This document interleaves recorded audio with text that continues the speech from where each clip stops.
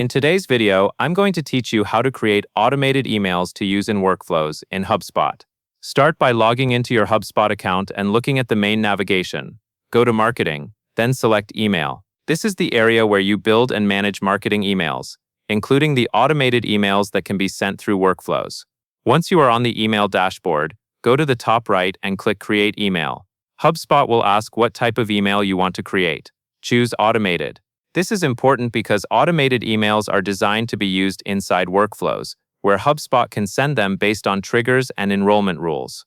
Next, you will choose a template. For a simple starting point, pick a template like Welcome, then click Select. Templates are helpful because they provide a clean layout right away, so you can focus on the message instead of formatting. You can always adjust the content later, but starting with a template keeps things consistent and professional.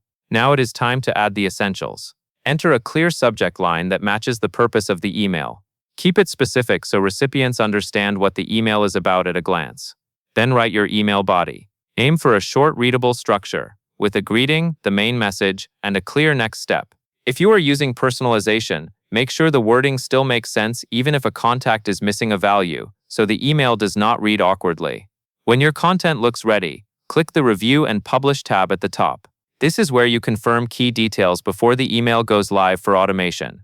Take a moment to scan for typos, check spacing, and make sure the message matches the action you want the workflow to drive.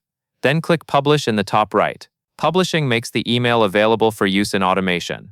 Finally, connect the email to a workflow. Go to Automation, then Workflows.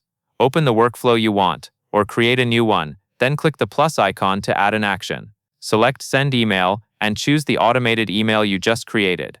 Save your changes, and your workflow is ready to deliver that email automatically. And that is all there is to it.